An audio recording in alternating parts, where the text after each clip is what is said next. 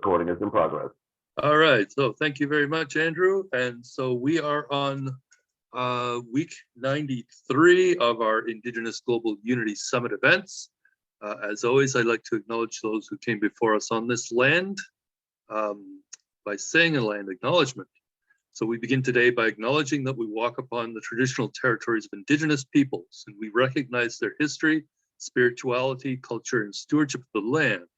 We're grateful to all Indigenous groups for their commitment to protect the land and its resources, and we're committed to reconciliation, partnership, and enhanced understanding. We acknowledge the land we are meeting on here in the Greater Toronto Area is the traditional territory of many nations on the land known in Kanlenkeha as Tukaranto, including the Mississaugas of the Credit, the Wendat, the Chippewa, the Haudenosaunee, and the Anishinaabe, or Anishinaabeg peoples, and is now home to many diverse peoples. We'd also like to acknowledge the land we are on here is at the meeting place of two treaties, the lands of the Mississaugas of the Credit and those of the First Nations of the Williams Treaty. We also acknowledge that Toronto is covered by Treaty 13 and is subject to the Dish with One Spoon Wampum Belt Covenant, an agreement between the Anishinaabe and the Haudenosaunee that bound them to share the territory and protect the land. We also acknowledge the Two-Row Wampum Belt Covenant, an agreement between the Six Nations of the Tukaranto watershed and the settlers, an agreement that bound them to work together, but to develop their societies in parallel on these shared lands. In our role as settlers and displaced people on this land, we share the responsibility of challenging and disrupting colonial systems that enact violence upon the land and stand in solidarity with Indigenous peoples. We thank them and other Indigenous peoples of these lands, including First Nations, Inuit, and Métis, for sharing this land with us. We also acknowledge and recognize all of the world's Indigenous peoples as stewards of Mother Earth.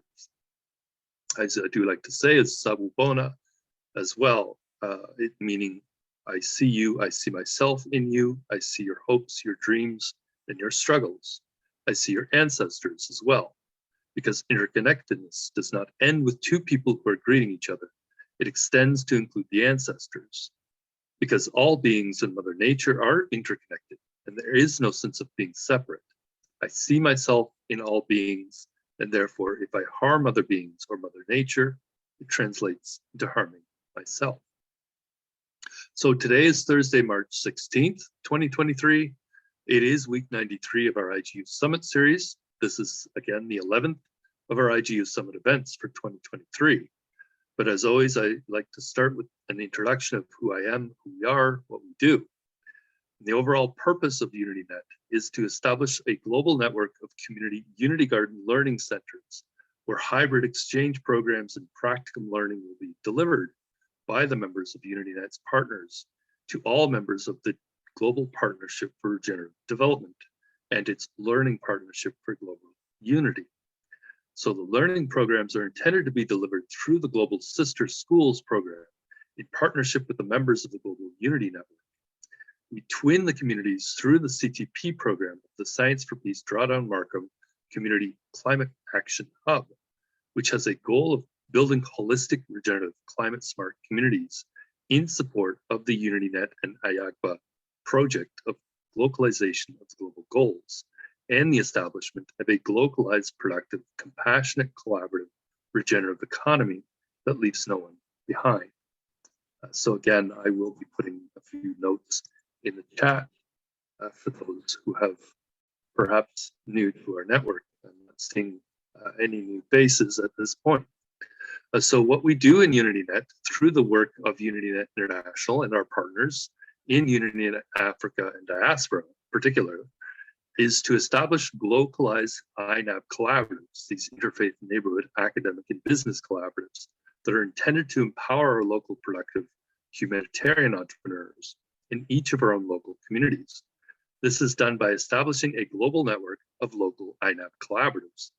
These humanitarian entrepreneurs are the ones who are delivering the practical local regenerative solutions for achieving these global goals, those SDGs, locally, or as we like to say, globally. So the purpose of the INAB collaboratives is not only to empower the local humanitarian entrepreneurs, but also to help organize the ongoing community engagement, the education, and the training in the local solutions that are required for local people to understand how to create and run things locally in their own local communities in order to become more resilient, self-sufficient, and decolonized, to better adapt to climate change, to boost their local economies, to ensure equity, and also to ensure that nobody is being left behind in their own local communities.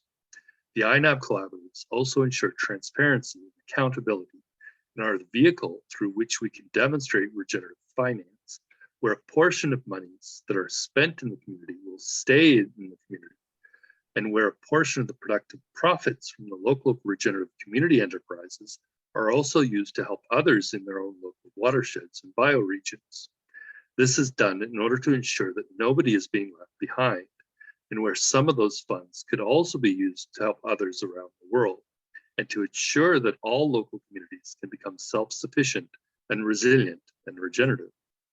Our ultimate purpose is to ensure that every local community in the UnityNet network has an INAB collaborative and a cooperative humanitarian enterprise network that is not only localizing the global goals, but also helping their local communities to achieve a localized, productive, compassionate, collaborative, regenerative economy that leaves no one behind. Our goal is that by 2030, it will be recognized by those who finance projects and infrastructure, or provide things like insurance products or even reinsurance for other insurance companies, that doing a local project or infrastructure development in any local community anywhere on Earth should not get financing until there is an active and functional INAB collaborative in that local community, made up of the community members and their allies globally. So this is the basic overview of who we are, what we do. So my name, Lloyd Helferty, co-founder of UnityNet International, which is known as UNI, a hybrid holistic practicum learning system management company based in Canada that assists with community partnership building globally by leveraging a unique set of community engagement activities developed in partnership with the members of the Ad Hoc International Advisory Board of Goodwill Ambassadors. I'm also the Chief Ecosystem Director and Program Development Director, a Sustainable Society Consultant for AHIABGA University, which is headquartered in Manhattan in New York. I'm located in the city of Markham in the Don River watershed. German Mills Creek is the subwatershed here. It drains into Lake Ontario, the lowest and last of the North American Great Lakes, in the greater Great Lakes Basin of the Greater Toronto bioregion of what's called Southern Ontario, Canada, here in North America, or Turtle Island, where AHIABGA University is a private 501(c)(3) nonprofit company in New York, a member of the UN Global Compact, a UN academic impact member and partner. We're a virtual university. We were created to help empower global populations to reestablish a sustainable balance with their local environments.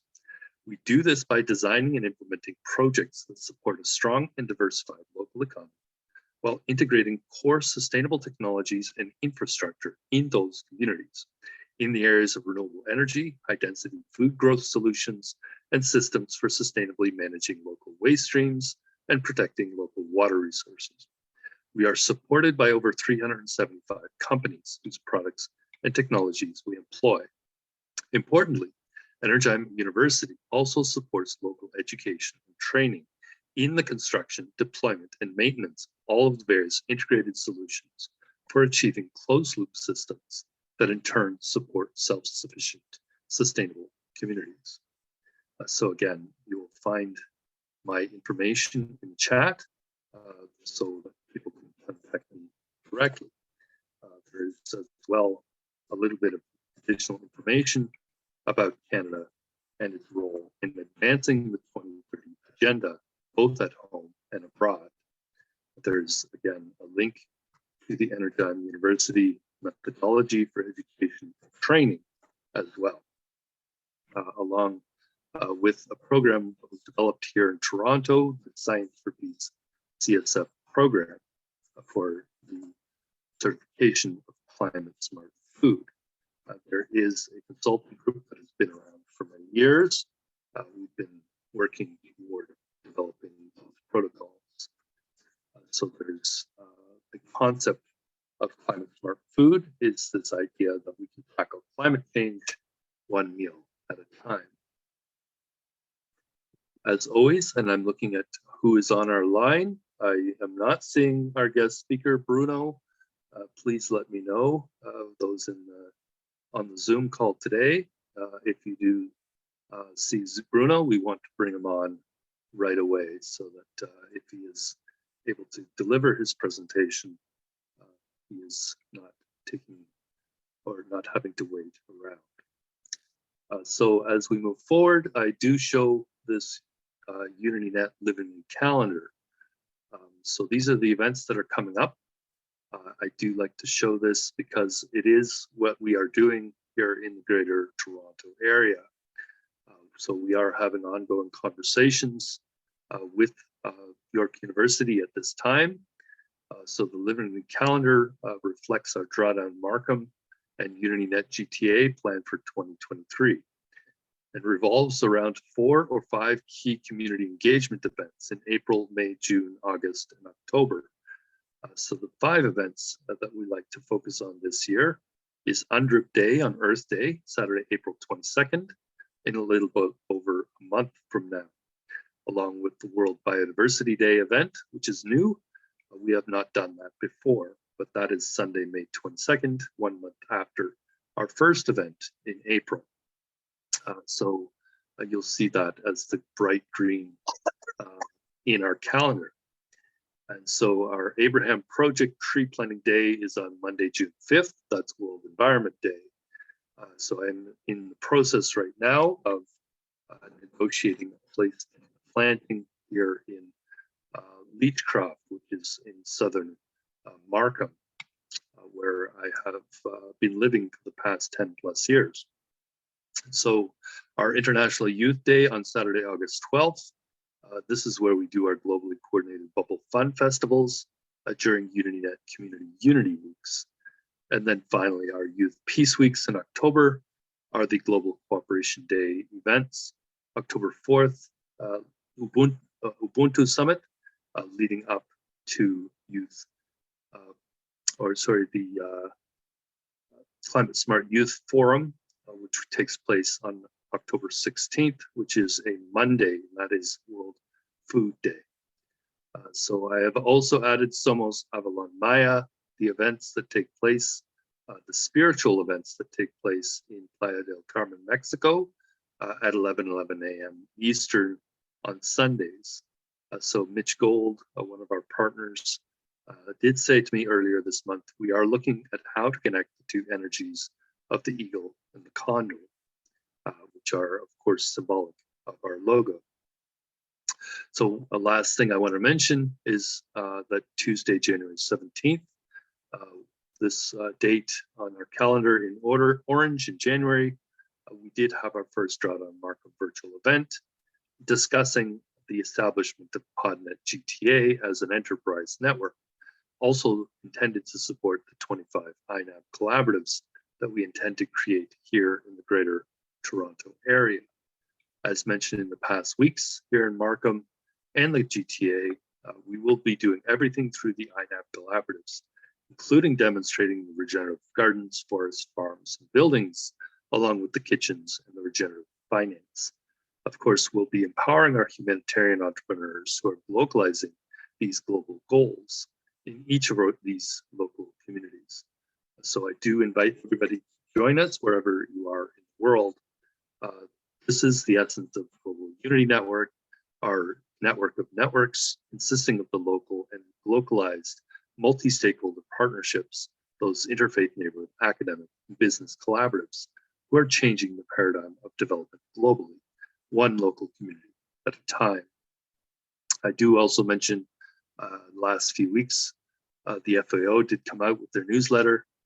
There is the important thing, I think, to mention, COP15, the adoption of the Kunming Montreal Global Biodiversity Framework. This is important because it did establish a new set of goals, these biodiversity goals. So just this past December, the meeting in Montreal, the new set of goals are what we are also supporting. These are not just the SDGs, they are now this new set of goals. These do need to be translated into national goals in each country, considering each country's circumstances and priorities. But I will be putting some information into the chat. Also think about the 2023 SDG Summit, the high-level political forum on sustainable development that will be held under the auspices of the General Assembly in September from the 19th to the 20th. It is during this UN General Assembly high-level week where heads of state and governments will gather at the UN headquarters in New York, in Manhattan, to follow up and review the implementation of the 2030 Agenda for Sustainable Development and those 17 SDGs. So this has been added to the calendar.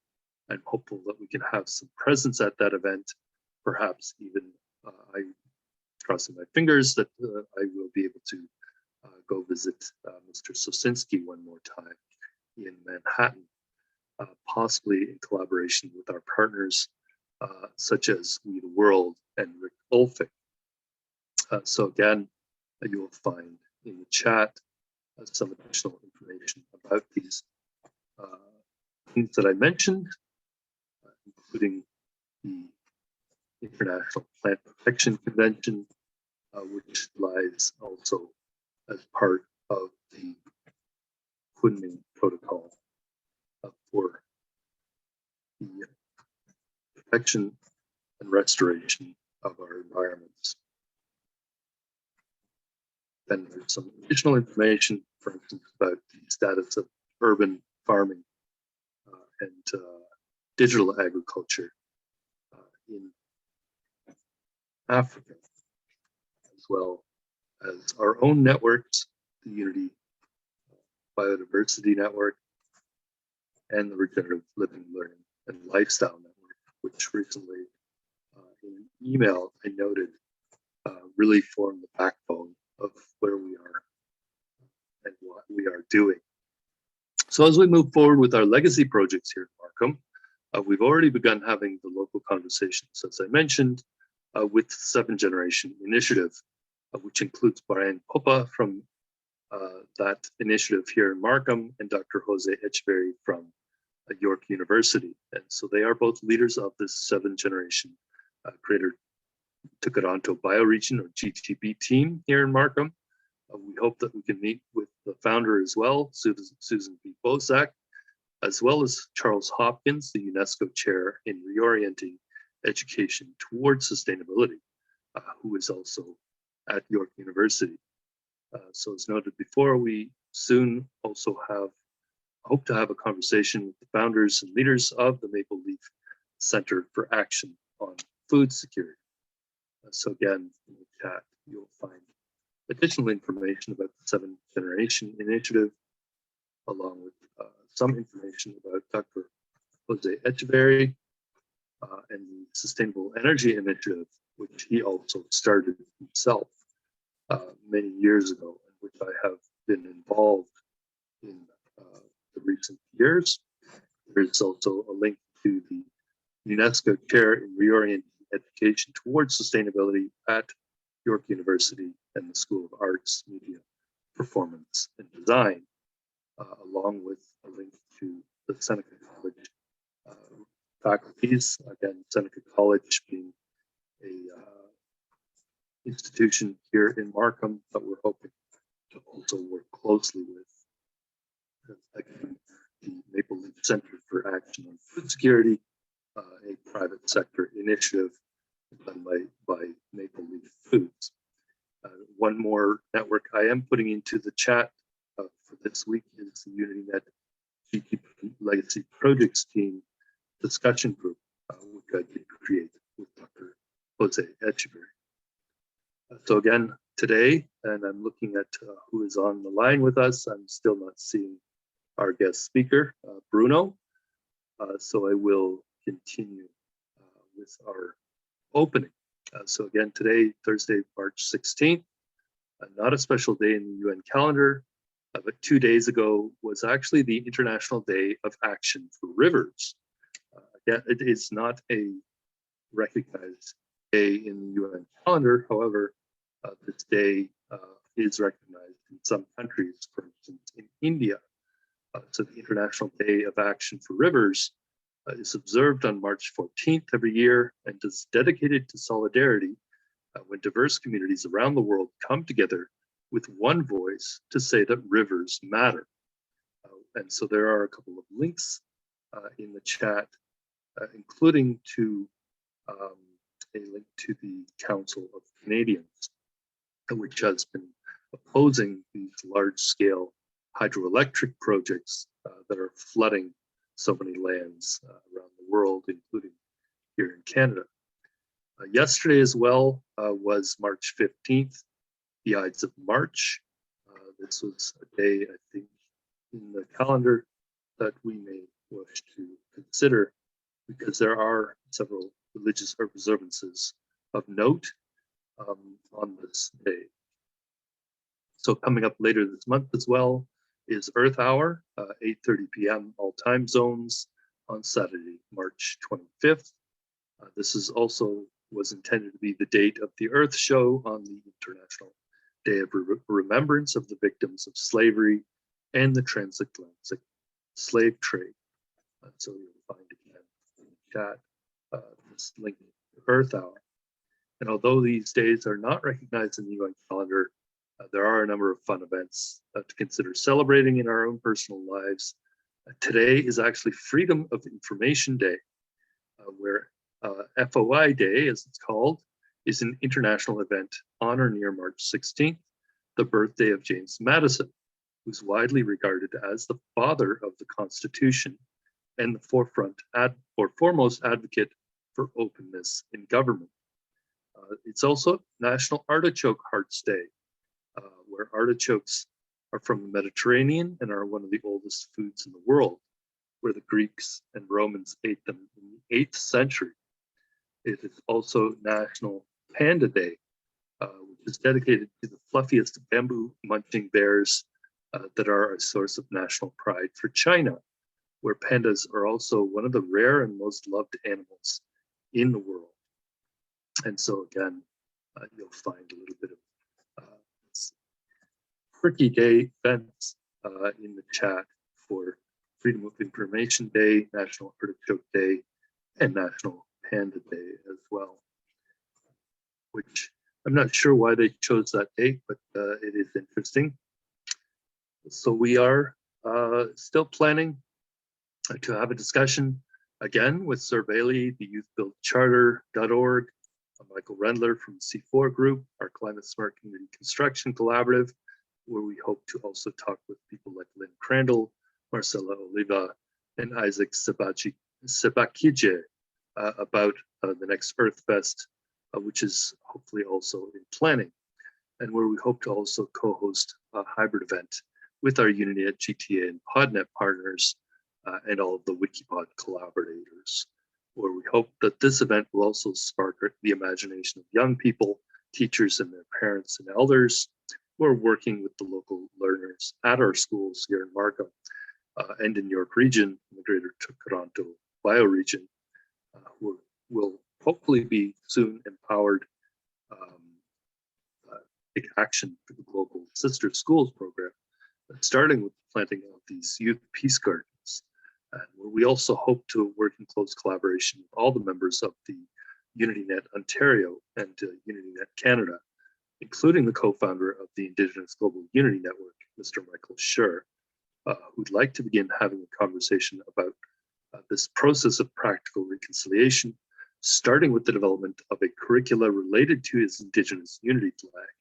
Specifically, he wants to establish a legacy education project done in solidarity with Indigenous peoples here in Canada and around the world, possibly also with Scouts Canada and Europe, hopefully with more partners like Rotary International, as they seek to implement an Indigenous Unity badge for the young people who are participating in their programs, where they can also partner with local schools, especially schools of arts and schools of architecture, each in our local communities across the network of networks, or we can host a series of virtual and in-person charrettes with Michael and the Scouts, coming up with a curriculum, hopefully over the next few months, where the curriculum would help young people to understand that every country has their own Indigenous peoples, and that we must become compassionate members of a global society of humans who are an essential part of a process of real reconciliation. So the key people we have in our projects, in our networks, are the members of the Unity Learning Network and the Global Sister Schools program, and others, of course, who may wish to contribute to this process and the efforts. So I'm seeing coming on to the call today, it's June Lewis, not our guest speaker. So we are still waiting for Bruno to come on with us. Hopefully he will be able to do so. So I will move forward through at least the beginning of the IGU Summit standard presentation, noting that UNDRIP Day 2023, this Earth Day Drumming at City Hall's event is coming up in a little bit over a month. So this is the event where we do the drumming at City Halls with Indigenous peoples. Hopefully they will be joining us.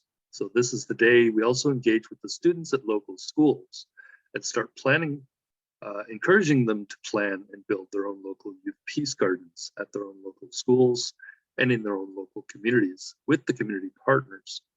So we'll also use this event to promote the rest of the Drawdown Markham events, including the IGU summits and the networks, to get young people in schools, and along with their teachers and their parents and their own grandparents as well, from Markham, York Region, and Greater Toronto, engaged in our conversations that we're having in UnityNet, and engaging with the schools and the teachers and their families in a competition and related learning program to design their own bubble fun machines.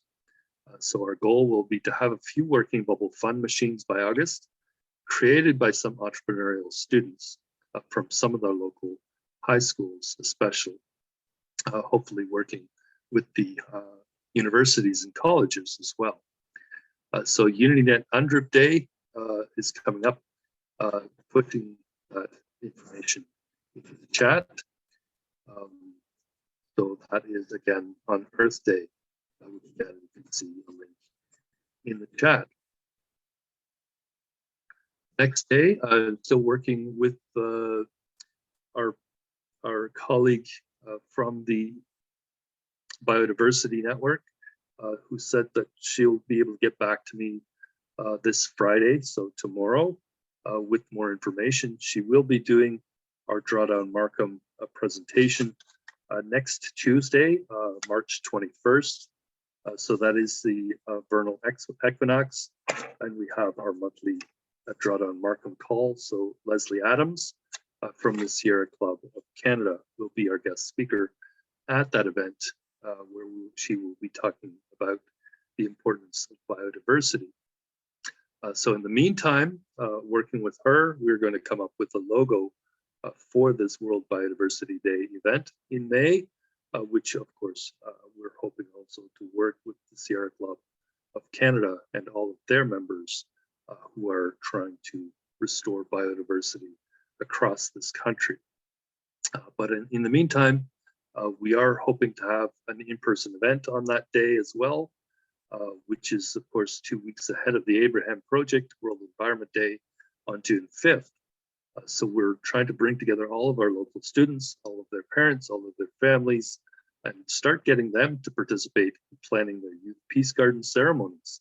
So we'll also go over things like logistics, who to invite, drafting an invitation letter, issuing a press release.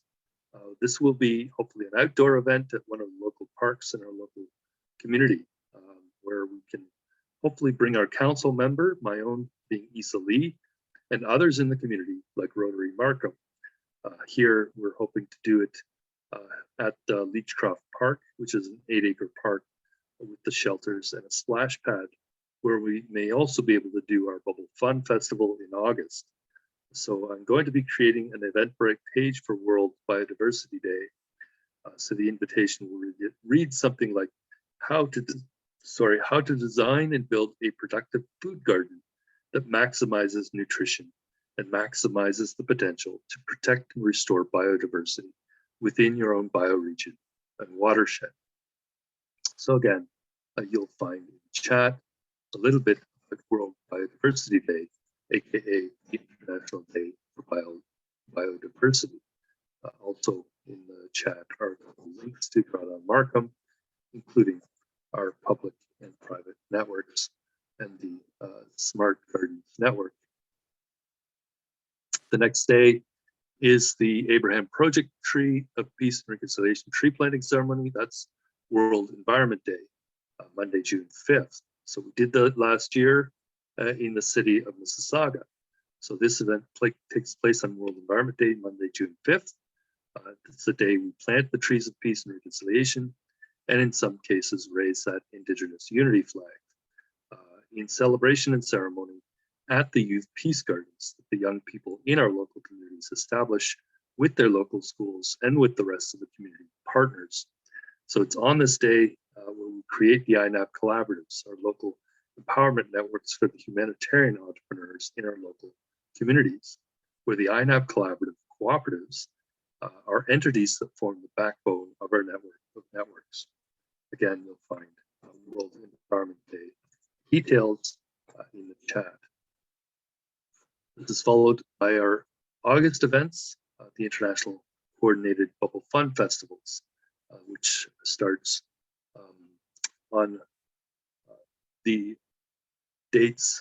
You'll see Saturday, August 12th as the chosen day for this Bubble Fun Festivals. The date should be kept open in your calendars because we'd like to do this in many local communities across Turtle Island and around the world, where we'll come back to those youth peace gardens and celebrate our diversity as localized communities of equals in our own communities, coordinated globally.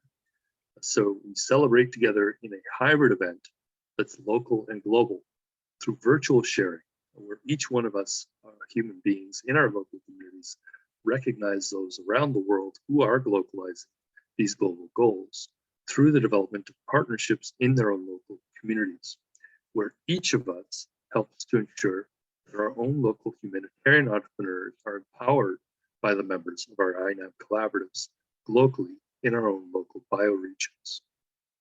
So again, these events take place during Indigenous Unity Week, or the Indigenous Unity Weeks, which starts on August 9th, the International Day of Indigenous Peoples, and ends up on World Humanitarian Day, which is August 19th, where we may do other events as well during these Youth Peace Weeks, but in particular, the Bubble Fun Festival on International Youth Day, August 12th, which again, you'll find that information in the chat.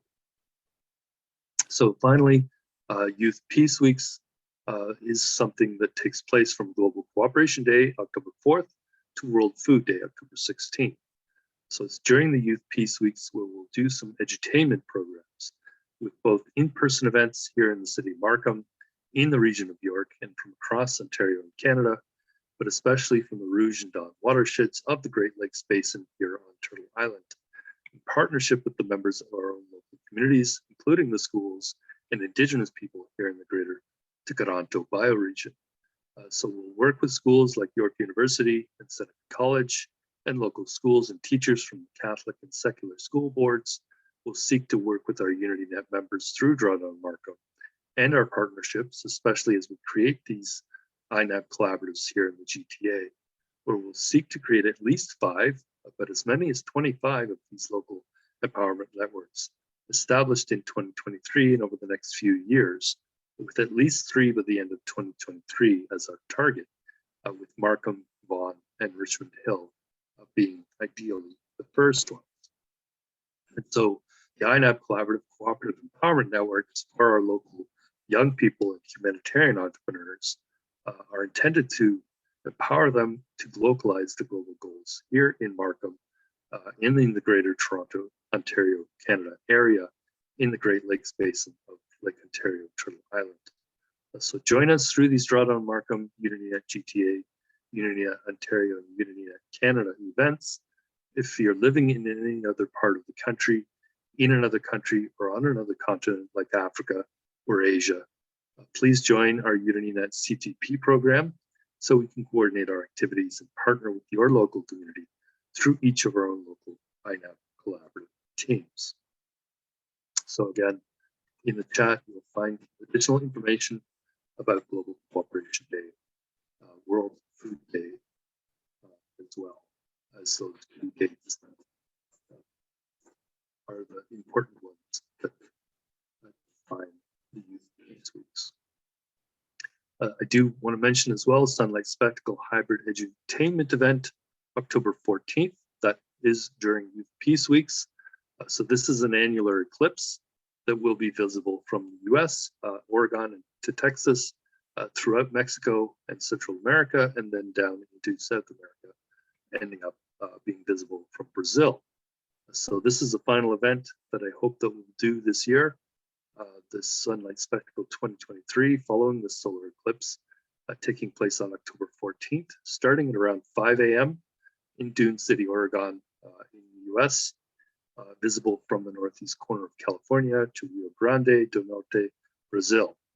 So during these Sunlight Spectacle events, this is where we wish to do edutainment events, send messages of unity, peace, hope, self-reliance, sovereignty, sustainability, forgiveness, and regeneration for our planet and society.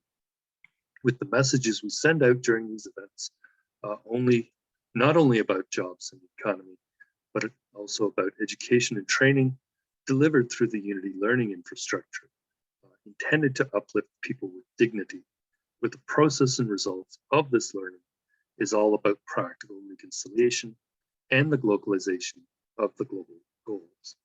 And so again, in the chat, Sunlight Spectacle 2023, and some details about where that event or where that eclipse will be visible. So I will just continue, since I am seeing that there is still no guest speaker today. It is unfortunate because this is not the first time I've had some issues with these guest speakers coming on to our calls. So I'll mention again, 5 Points Youth Foundation, AHIABGA, I was designated as a Goodwill Ambassador for the 5 Points Youth Foundation in Los Angeles. My portfolio covers Canada, La Francophonie, the Commonwealth of Nations, and Turtle Island communities. As a member of this AHIABGA, we are seeking to empower our communities to engage with Royal, Indigenous, and tribal leadership, as well as helping local communities establish these interfaith neighborhood academic and business collaboratives that will come together and pledge to support all the local humanitarian entrepreneurs for localizing these global goals, starting with those SDGs, while also seeking to leave no one behind. So again, in the chat, you'll find links to the ad hoc International Advisory Board of Goodwill Ambassadors. And of course, I always like to mention our primary sponsor, who is hosting us today, Andrew from Andrew Networks. So in particular, we call Andrew our door opening network, Andrew Networks, and the Global Unity Network of Networks is hosting our weekly Thursday Zoom calls like this one, along with all of the Drawdown Markham events that take place through December 2023. With Andrew also hosting additional events that as we do them throughout the year, these promotional support services are also inclusive of any rebroadcast of any production-ready presentations or other citizen media with the themes around globalization, re-indigenization, resilience, local implementation of the SDGs, and those broadcasts being done on AHIABGA.org domain, redirected to a number of social media sites like UCI-TV and others.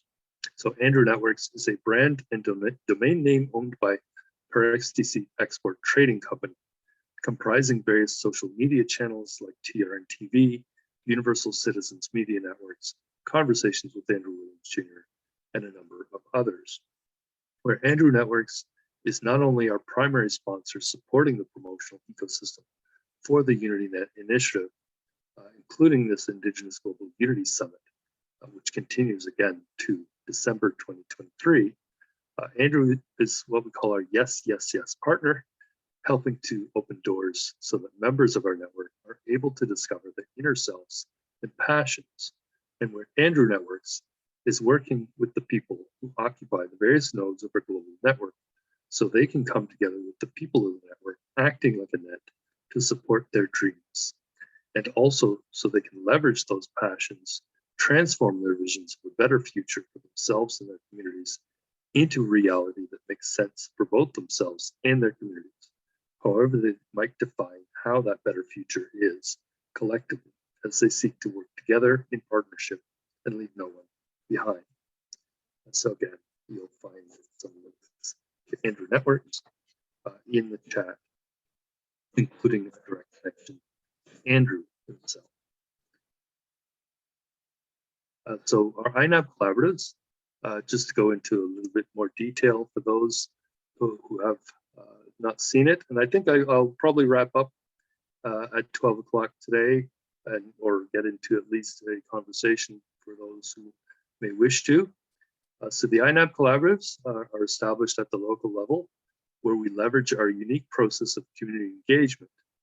So this is done through the Trees of Peace and Reconciliation tree planting, and in some cases the flag raising ceremonies, followed by ongoing community engagement and interaction through regularly scheduled events throughout the year, like the coordinated local fun festivals and sports and dancing and arts, done in collaboration with the local INAB collaborative members. The CTP program for twinning community activities is done as a community organized tree planting or local regenerative public community infrastructure development projects and events, which can be twinned between the INAB collaboratives in local communities worldwide. So there's the Tea Diplomacy Initiative also, as in-person and virtual community conversations on topics like peace, regeneration, reconciliation, and forgiveness, along with the Dreamboards Initiative done in collaboration with the C4 group members and others. There's also identification of and engagement with local talent, artists and creative people in the orange economy. We like them to promote as well this process of localization, but we'll also promote their talent, especially as they promote their own passions. So we want the productive, compassionate, collaborative, regenerative economy that leaves no one behind to be the essence of the message. And we want to deliver this especially during those periodic sunlight spectacle and other edutainment events that we do throughout the year.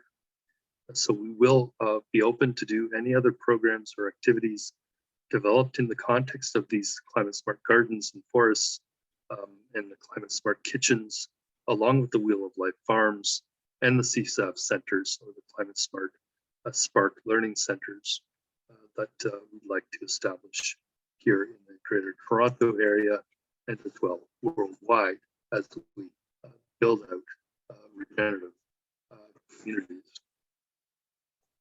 So again, you'll find a number of different networks in our network of networks in the chat, which of course, again, is possible for those who are with us to join directly. There is also our CTP program for twinning of our INAB collaboratives and twinning of the community projects. Then we have our Tea Diplomacy Initiative event. Again, you'll see in the chat, along with our Dreamboards network, the discussion groups and related programs that we are developing. So I do go through and want to mention the INAB collaborative details that we are working on developing here in Markham. This is what we call the values-driven digital and community transformation process. So where we're basically doing two things, focusing on creating these community partnerships for the purpose of facilitating the creation of community-based cooperative humanitarian enterprise teams consisting of young people and families in local communities worldwide who are seeking to implement these local regenerative solutions for achieving these global goals, those SDGs. And the second thing being to help facilitate the local establishment of regenerative community Unity Garden Learning Hub spaces in all of our local communities.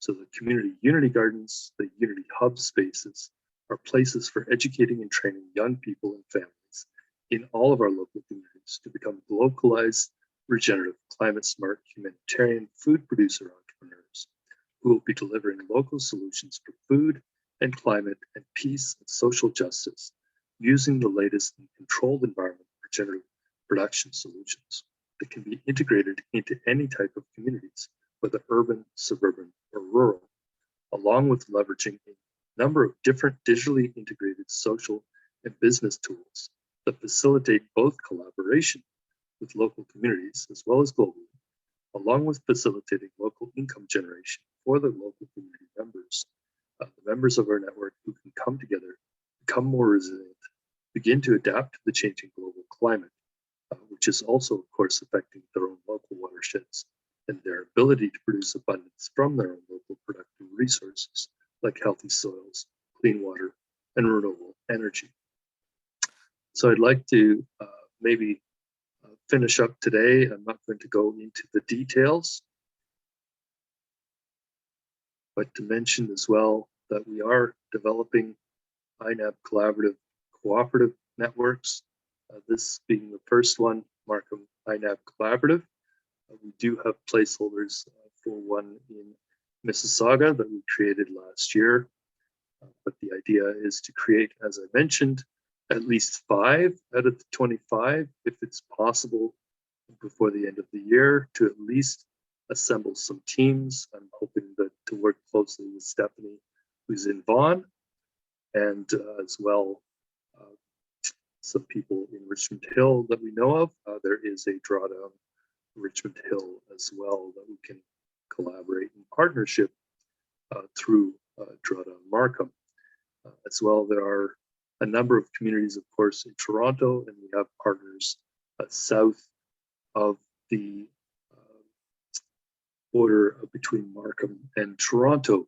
As you can see on the Toronto watershed map, there are a number of watersheds there: the Humber, the Don, the Highland, and the Rouge, along with Mimico, Etobicoke, and Petticoat Creek. But likely we will be developing an INAB collaborative in each one of those watersheds. Perhaps 4 of them would make sense. So as we move forward, I do want to mention as well the importance of these INAB collaboratives as an effort from the private sector among humanitarian entrepreneurs. These are not intended to become a program of the UN.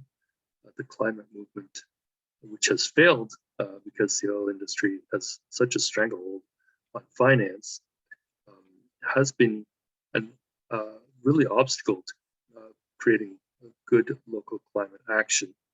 So we are trying to stay away as much as possible from the oil industry capture.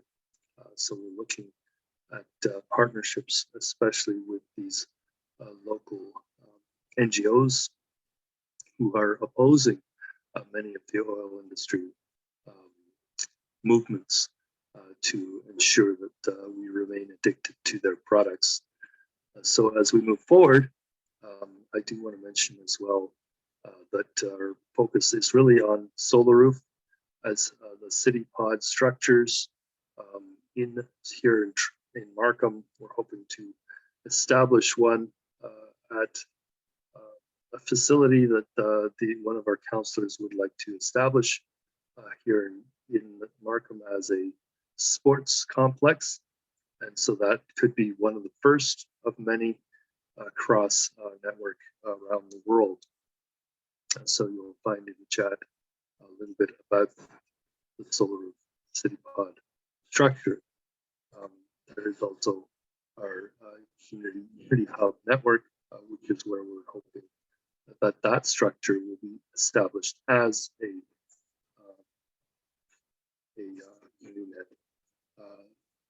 Unity Hub having all of the various components of the Unity hubs. So rather than going through the history, I'm seeing on the clock it is 12 o'clock.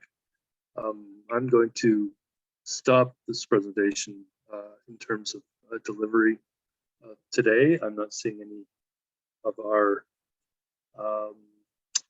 guest speakers coming on. Bruno Basilowiti from Unlock Arts Kenya. I will have to try to reschedule him for another week. His presentation I thought was very important for what we're doing as well. But I will open it up. If anybody would like to introduce themselves, where they are, what they're doing, we'll have that. So I'm going to stop the share at this time and allow people to introduce themselves. I'm hoping to ask Stephanie if she'll be able to introduce herself very quickly for our audience members. Of course, we are live streaming as well. And if it's not possible, then perhaps Emmanuel Abusan may be able to introduce himself.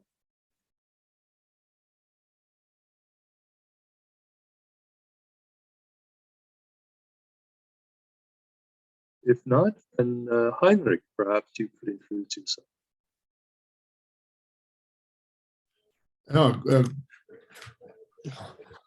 My name is Heinrich van der Merwe. I'm from UnityNet South Africa, van der Bijlpark in the Gauteng province in South Africa. And yeah, we are following the uni discussions on a weekly basis. We had a very lively discussion afterwards last week, and I think that slowly but surely we are building the model that we should be copying in each area to create our own infrastructure that's based on the concept that was tabled here today again. So that is what we are planning.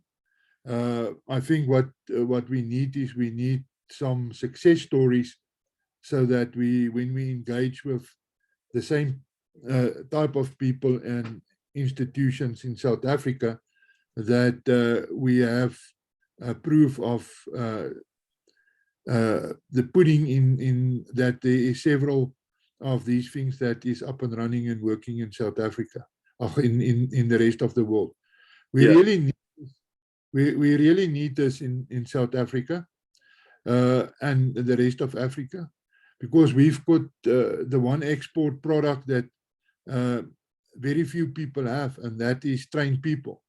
You know, I was sitting with colleagues in visiting South Africa from Ireland, and they said to me that the biggest hurdle in their economy is that they don't have people to appoint. There is just not enough qualified Irish people that can fill the positions that's available to grow the economy further. We also have seen now that a lot of young people in South Africa have been approached by companies in the Netherlands. And in my personal friend circle of friends, there's 6 couples from Van der Bijlpark that have left for the Netherlands. So it seems like there is growth potential in the rest of the world. But, you know, we can only prepare these products, this young people, if we've got the right feeding schemes, get them to schools, curb the, you know, the violence on women and all those type of things. So I think that we've got a total systems approach, and we just need to water this plan every day and make sure that we keep on working and keep on fulfilling our dreams as far as this is concerned. Thank you.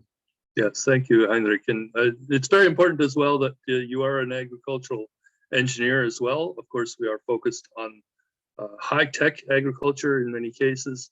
Of course, the idea being that around and surrounding these these structures that I'm pointing out recently, that we're hoping to restore much of our biosphere as well. So the gardens and the forests and the farms, that we can also integrate these regenerative, these different regenerative solutions. It should be part of these plans for our communities, so we can restore much of the functions of our watersheds and nature, because the biodiversity angle is extremely important.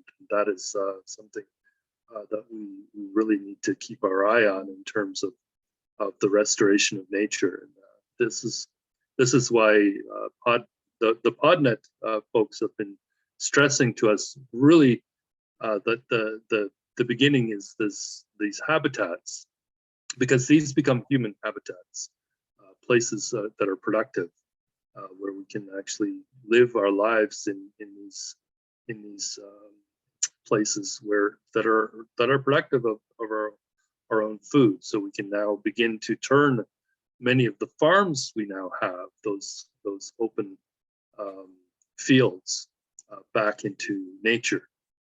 So that is part of, as we scale up production through the vertical farming, the idea is to actually begin to close some of these farms that are soil based, because trying to feed, of course, 10 billion people with the land resources that we have are limited to the best productive areas. So if we can establish these types of structures in some of the most degraded lands, some of the areas that are currently marginal and not productive, we can maximize potential to produce on those best soils and best lands, where we'll hopefully not also pave over those lands, as we are doing here in southern Ontario, which is a very bad idea, because we have here in Canada, most of the Class 1 farmland is what can be seen from the top of the CN Tower in downtown Toronto. So whatever you see when you go up to the top of that structure up there is basically the best soils in the country. And much of the city of Toronto and most of those lands are now paved over with suburbs and highways and roads and all of these things. So we are in a precarious situation here, actually, in terms of if global supply chains of food were to somehow shut down, we'd probably only have a few days worth of food available to us, and would have a really hard time being able to feed our populations here, especially in the winter months. I think the one thing that in this whole mix of things that have changed in the last 10 years is the alternative energy. The fact that people can install solar panels now. And when you've got electricity, you've got a tower for your cell phone. You've got access to the internet. So these smaller nuclei of farms have a much better chance with the information that's available to be successful today. Mm-hmm. And we've many times said that, you know, the smartphone, and in this case, second-hand smartphones, can play a very important role in the success and growth of these projects that we are busy with. And we've seen now with the projects that we've done in the poverty and a group that, you know, those people were linked up with their cell phones. They took pictures, and everybody was sort of every step of the way part of the discussions and could add advice and make recommendations and so forth on, you know, what's the next step. And I think that if we, you know, we need to multiply ourselves. We need to find those projects that's ongoing. We need to latch onto them. We need to get this information to the people in this manner. And this thing will just slowly but surely start mothballing. You know, old farmer one day said that things are like putting what do you call it, making rusks, you know, to put in your coffee. What's the right word for that? You know, you take stuff like fat and buttermilk and flour, you know, none of those things you can really eat. But if you put them in the correct sort of measures together and you mix them properly, you put them in the oven, you end up with buttermilk rusks, which is, you know, one of the best things that one can have in the mornings. And our process, a lot of the things that we need to do is not necessarily the nice things, but we need to be persistent to make sure that we get the Unity Gardens going, because the Unity Gardens is the depositories for information. It is where young people can experiment. It's where young people can get exposure to the farming environment. And all those is hard work to get there. But once you've got that going, you know, once the rusk is coming out of the oven, we can have the success story. So I think we've identified the ingredients. We know what we need to bring together to make this work. And we must just keep on doing that so that we can eventually have a couple of trays that we can put in the oven and really taste the success of our work. Well, and I think as well about the like bread, right? It's you wouldn't ever realize until once you mix those ingredients in the dough that there's a process, and then the outcome is this wonderful thing that is so delicious. Yeah, what's better smelling than fresh bread, huh? Yeah, so hopefully, Stephanie, would you like to say a few words as well to follow up? Yes, and thank you, Heinrich, and thank you, Lloyd. My name's Stephanie Schuler, and I'm in the Greater Toronto Area, Canada. And I'm part of UnityNet International with Lloyd. And I agree with some of the things in particular that you said, Heinrich. You know, we've got to put all of the ingredients in, and then, you know, it's got to take time to bake. Yeah, and what is better than fresh bread? It's true.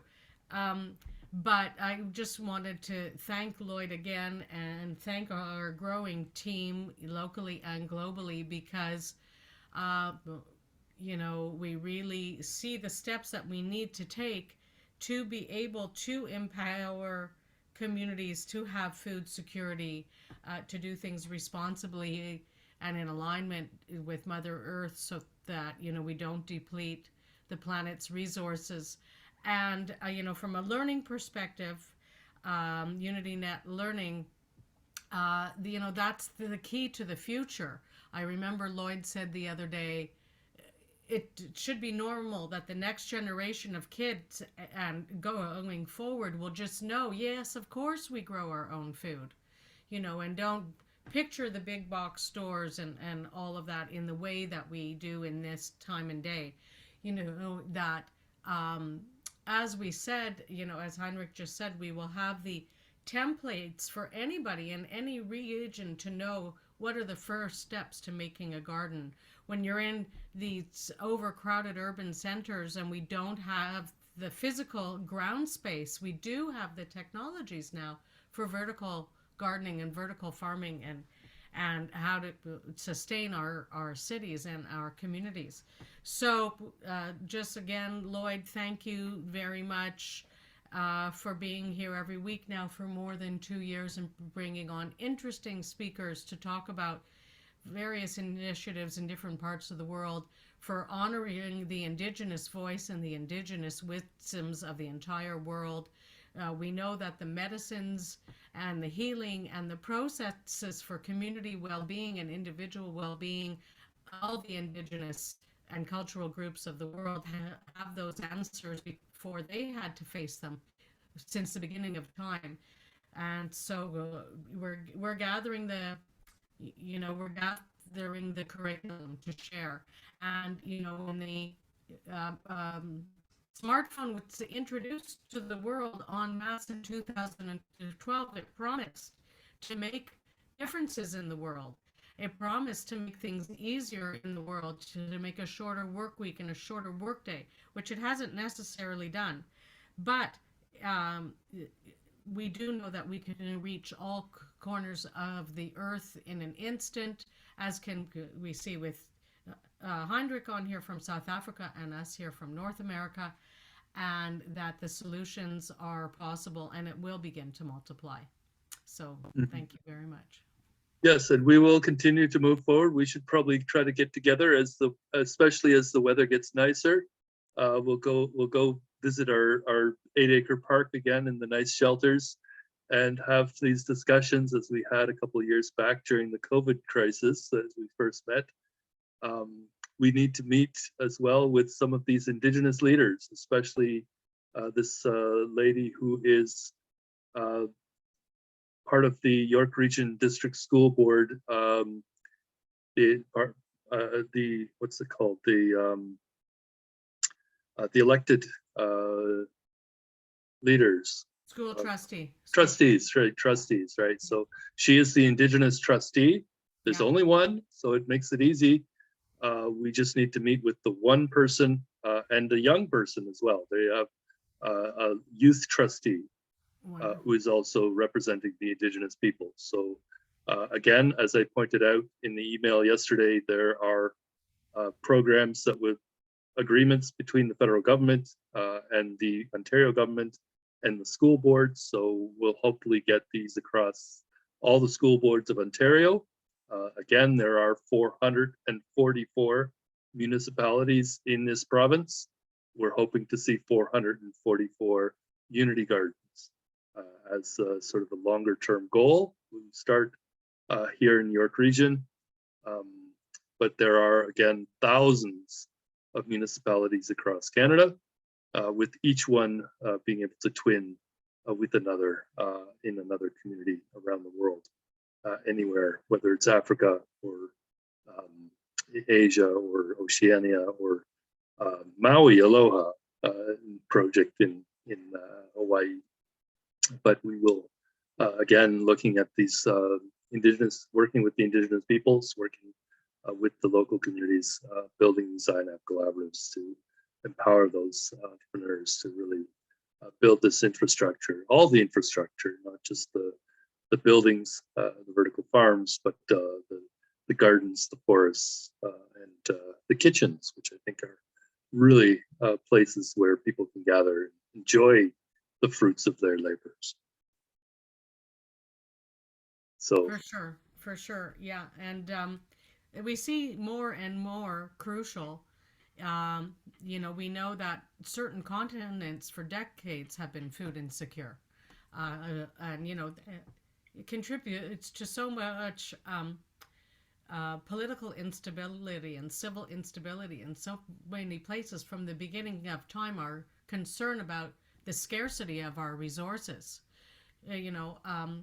but I see that what Maui Aloha Project is trying to do, and we see, and all over the world have these prototypes of basically eco-villages that are climate smart, responsible, but at the core also housing security, food security, and also social interaction. We have a youth mental health crisis, global mental health crisis, and we have a global mental health crisis in general. We even see commercials here in Canada on the topic. And so, having these communities and having these sites where we gather around are crucial. It's crucial to have community and to have relations. And of course, all of the Indigenous wisdoms and cultures knew of this from the beginning of time. That's why there are certain ceremonies that have carried on for thousands of years.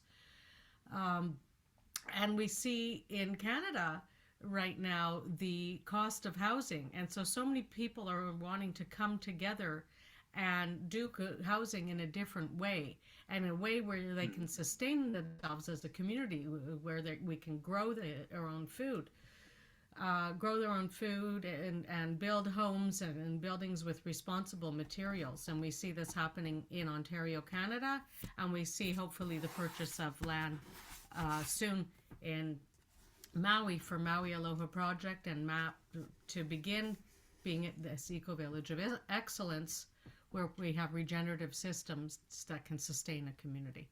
Mm-hmm. So we are, as sort of to answer Heinrich, is we are trying to move forward as we can.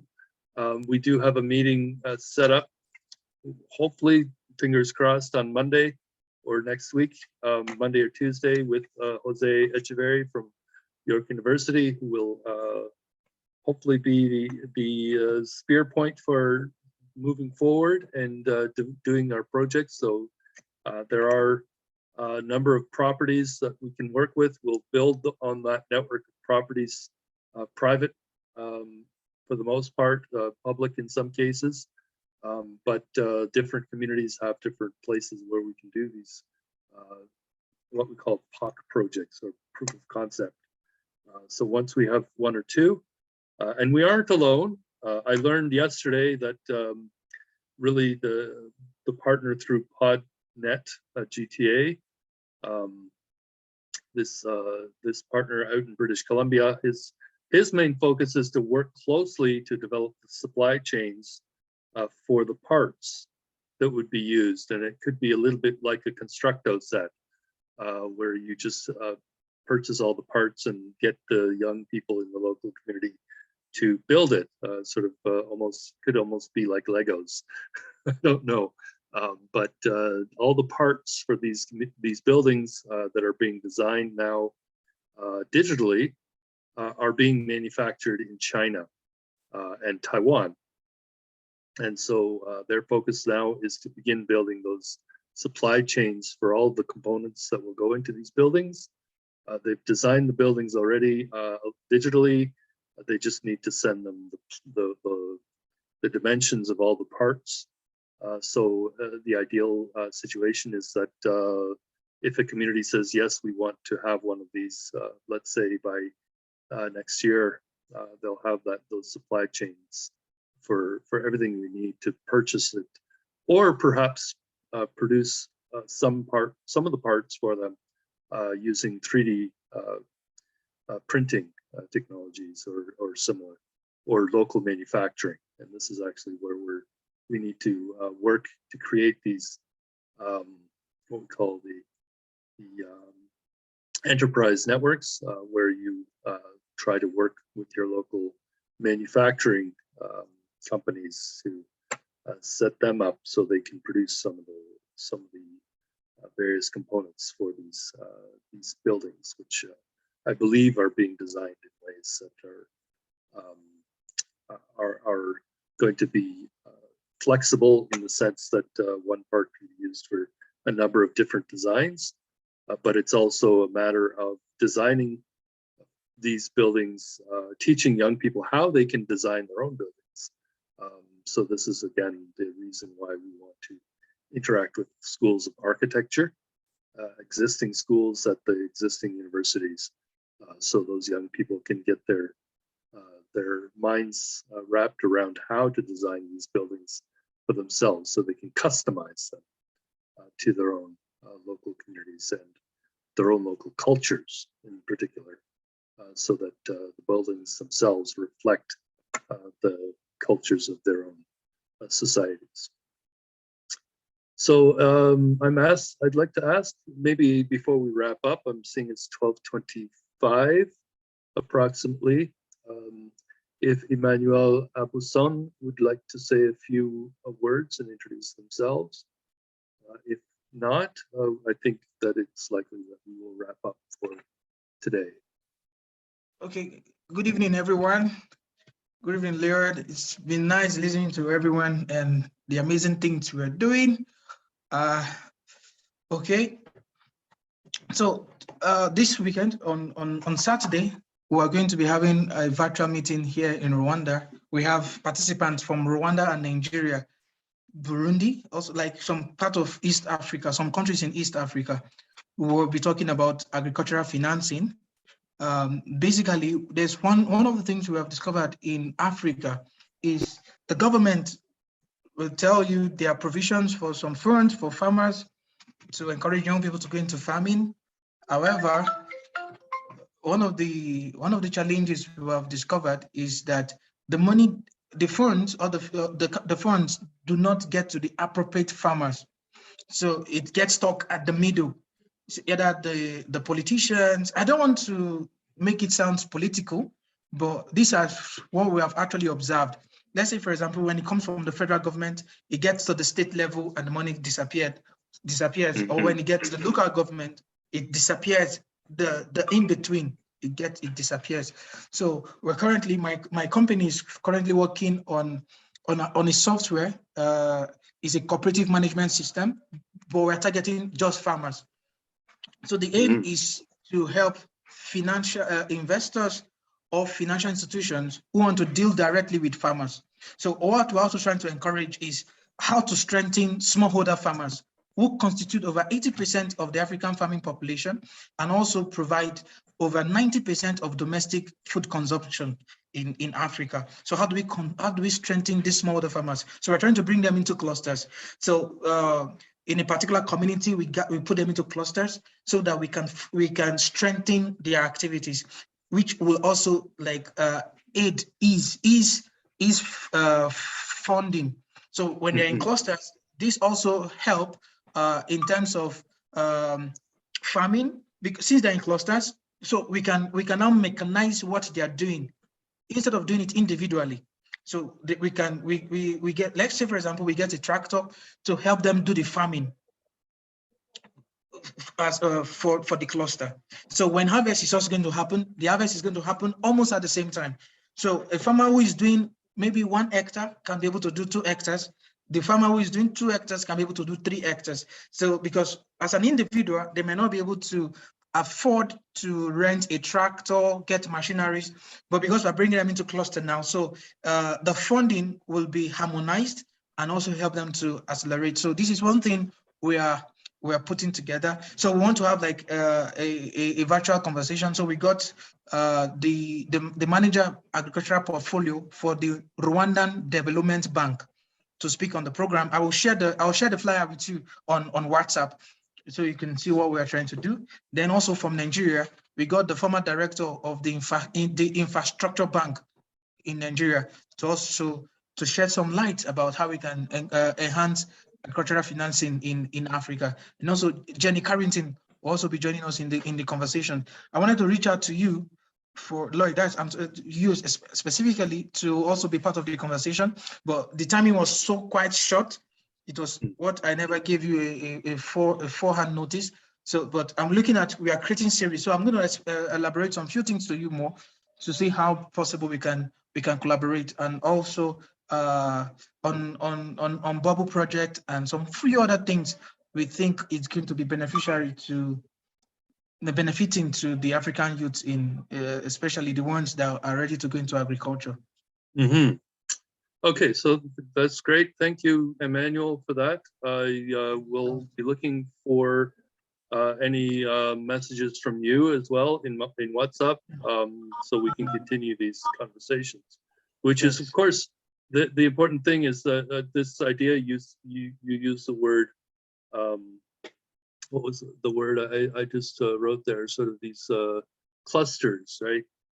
Which basically is what a cooperative is, right? So farmers have been making cooperatives for many decades because they know that they can do better if they share the resources. They share whether it's tractors or whatever it is, and they'll have power through numbers. This collective bargaining that Lisa Anise is always talking about as well. That allows them to then gain that strength through the numbers, and this is the same concept for even urban communities, which if they come together, then they have through the power of numbers, the opportunities to do things that they might not otherwise as individuals. So it is in bringing these communities together in solidarity that they can create this strength of numbers that allow them to leverage those numbers to do things that they wouldn't otherwise do. I think even the US is starting to understand this. now that other countries like Canada that, for instance, in the healthcare sector, where the government, we have what we call the single payer healthcare system, which means the government itself is purchasing, for instance, medicines.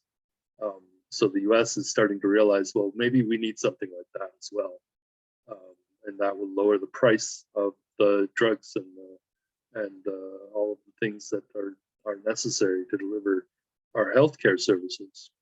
And when you bring all the farmers together in a similar way, to create these kinds of structures of collaboration, of working together, of creating solidarity networks, it allows those numbers allows you to negotiate better prices, to negotiate to get more services, to get better goods and higher quality from the providers of those goods and services.